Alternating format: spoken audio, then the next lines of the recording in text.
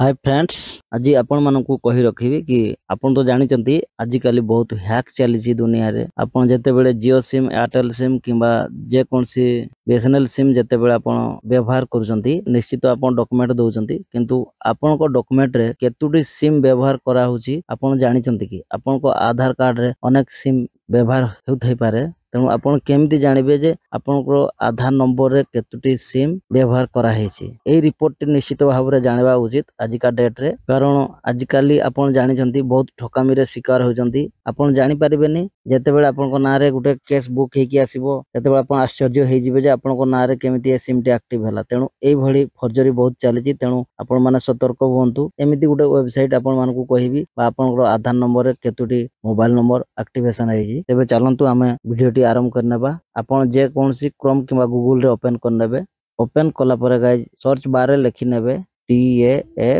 TAFCOP आपण देखि पारतबे टैपकॉप आपण सेथिरे क्लिक करनेबे सेथिरे क्लिक कला परे एभली इंटरफेस शो हबो आपण को जूम करके देखौची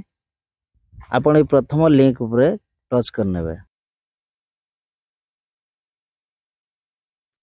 सेथिरे टच कला परे तार डैशबोर्ड टी एभली पुनर्बार ओपन हबो आपण स्क्रॉल करनेबे सर्च कला पर गाइस देखि पारतबे 10 डिजिट मोबाइल नंबर आपनकर मोबाइल नंबर टी सेथिरे एंटर करनेबे देन गाइस कैप्चा टी आपण भलो भाबे देखि कि फिल अप करनेबे देन वैलिडेट कैप्चा आपण वैलिडेट कैप्चा रे क्लिक करनेबे सेथिरे क्लिक कला पर सक्सेस ओटीपी सेंड आपनको मोबाइल फोन को एक ओटीपी जीवो ओटीपी गला पर एंटर ओटीपी जगह रे आपण ओटीपी टी एंटर करनेबे चलंतु हम एंटर करनबा ओटीपी एंटर कला पर गाइस लॉगिन जो लिखा है सेथिरे क्लिक करनेबे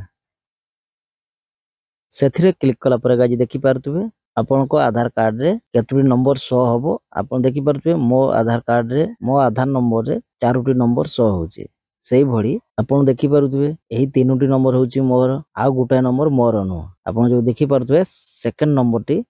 से नंबर टी केबे भी मोर मोबाइल नंबर न कारण सेही मोबाइल नंबर टी मो डॉक्यूमेंट द्वारा केही जणे रजिस्टर कर नै छंती बा एक्टिव कर नै छंती तेणु आपन एही भड़ी भाबरे आपनकर नंबर देखि नेबे आपन टैप को वेबसाइट को जाई कि आपन को मोबाइल नंबर एंटर करी कि आपन एही भड़ी भाबरे देखि नेबे जदी आपन को मोबाइल नंबर सहित किबा आपनकर आधार नंबर सहित अनेक किछि नंबर शो होउची तेबे आपन जाई कि एक्सचेंज रे आपन कंप्लेन करि परिबे आपन देखि पारथुबे जो रिपोर्ट आपनकर शो हबो सेही रिपोर्ट मध्ये रे आपनकर नंबर टी जदी नथिबो सेटा जदी आपनकर नंबर न हो आउ केही आपनकर डॉक्यूमेंट रे नंबर एक्टिव कर नै छंती तेबे आपन नॉट माय नंबर जो लिखा है सेथिरे क्लिक करनेबे सेथिरे क्लिक कला परे रिपोर्ट जो लिखा है आपन सेथिरे क्लिक करनेबे सेथिरे क्लिक कला परे आर यू श्योर ओके करनेबे आपन